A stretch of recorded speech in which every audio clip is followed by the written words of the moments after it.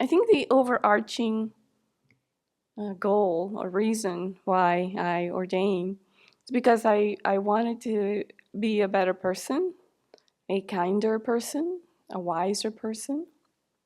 And I realized that uh, in the situation and the way that I was living, it was not going to come too easily. So I wanted to um, make a change that would allow me to attain that. But there were other um, conditions or thoughts that were underlying that overall goal. And I think one of the most readily available to my mind at the time was the fact that I found myself that I am meeting the worldly goals that I set for myself. I met those goals. And once I got to that place, I was still dissatisfied and unhappy. And so I thought there was a huge disconnect. That's not where I thought I would be at the time and place where I had landed finally, after so much work, after so much determination and dedication. And I thought I had reached the pinnacle of my life. And of course, that was not it. Not only that, but I had made some choices in my life to supposedly accommodate the happiness and well-being of others. And I realized that, okay, that has not been the result either. So then it was very clear to me that the actions and steps that I had taken had not resulted in either my happiness or the happiness of those around me. So that was a huge motivating factor to just do a radical change. I realized that if I continued to do the same thing, I would continue to get the same results. And therefore, I needed a complete new paradigm. At the same time, I arrived at a very strong conviction that romantic relationships were not the answer. And quite frankly, even though I had that conviction, I felt that I was tempted. And I felt that even in the light of that conviction in my mind, that it was likely that with enough time and cooperative conditions, that I might do something that would not be in my best interest in the long term. So I really wanted to make a choice that would make it quite unlikely that I would choose to go into another romantic relationship. And I also did not want to waste my life. I realized that this life that I have is very important, very precious, and there is no guarantee that it would come again anytime soon after this one.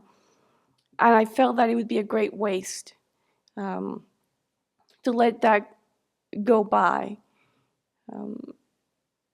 especially because I felt I had a very strong connection with the Abbey, with Venerable Children, and with other great teachers. And I thought, if I don't make an attempt to extract the essence of this opportunity, then where am I going to be next time around? There are no guarantees that I will be able to put together the same conditions, the same favorable conditions in a future lifetime.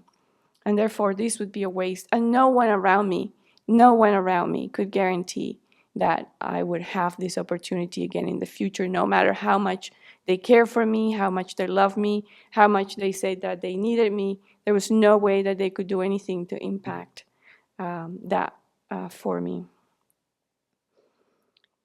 And then, of course, there was the issue that everything that I had accumulated to that point, worldly knowledge and possessions and friendships and everything else that go along with that, uh, uh, a career, a certain standing within the organization that I was working with, none of that I could take with me. There was nothing in any of it that was transcendent. And quite likely it would go away. It could easily go away even within this lifetime. So I felt that I was in a very precarious situation, even though I had a precious human life, but the rest of the conditions around me were very transient and very uncertain. And I was running out of time. And I think this was something that I felt quite strongly, this thought that time is ticking. And here I am, sort of floundering a bit spiritually and delaying and kind of wallowing in uncertainty about what to do next. And in the meantime, I'm not getting any younger, and I'm not getting any wiser, and I'm not getting any happier. And so I felt very much that I had to do something, and something quickly. And I also knew that the Abbey was changing. I knew that even though I had found the Abbey almost at a time when I was giving up on my aspiration, and then finding the Abbey sort of rekindle and show me that the opportunity was still there. Even though that was there, I also could sense that the Abbey was, of course, changing moment by moment. And I thought that window may close, this window of opportunity may close at some point, even within the Abbey and its conditions. And I thought, I have to jump through that window at some point soon. And also there was this recognition that I have been also the recipient of a lot of kindness, and that I hadn't yet begun to repay that kindness. In a way, the occupation that I had chosen was an attempt to do that. But I realized that because it was framed very much in a worldly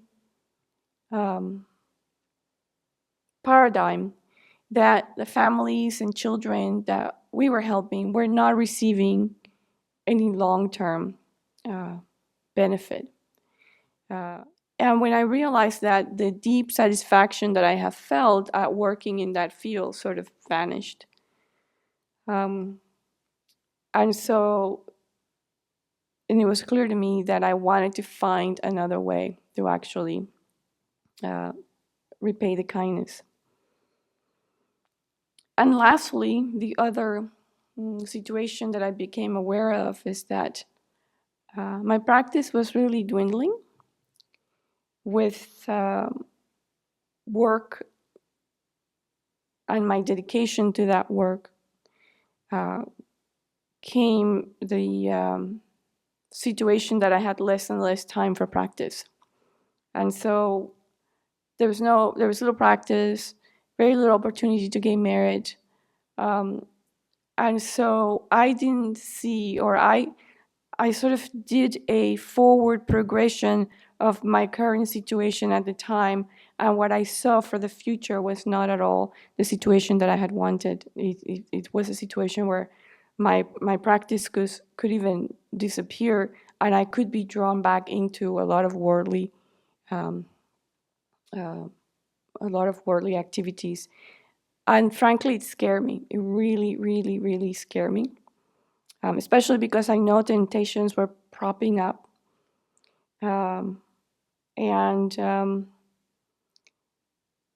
By then, I was already an empty nester.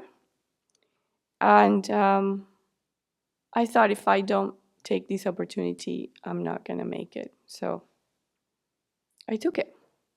I mean, it sounds ominous.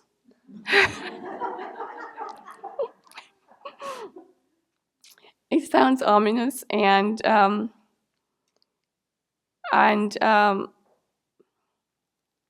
think if I had not recognized the situation as I did, there were so many other forces pulling me away from the decision that I might not have been able to kick myself to go. So I had to really, I had to really look at the situation with a sense of dread. And that's what I managed to do.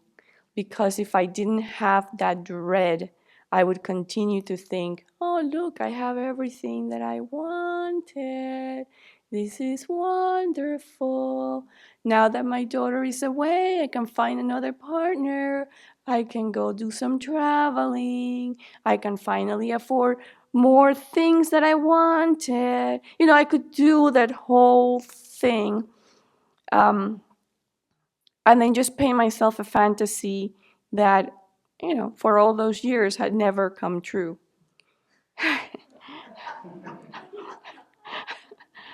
And I must say that even though this choice have, of course, entailed a number of, it has not been easy at so many levels, but it has not disappointed. You know, it has not disappointed me in my own personal growth, in my own spiritual growth. It has not disappointed in how my practice has gone. It has not disappointed at any level. And I think the fact that it was not easy and it continues to not be easy actually adds to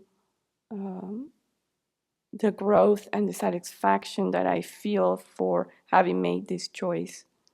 I don't regret it for a second. And I would say that if anyone has the opportunity to make a similar choice and has the aspiration to make a similar choice, to not wait until it's too late.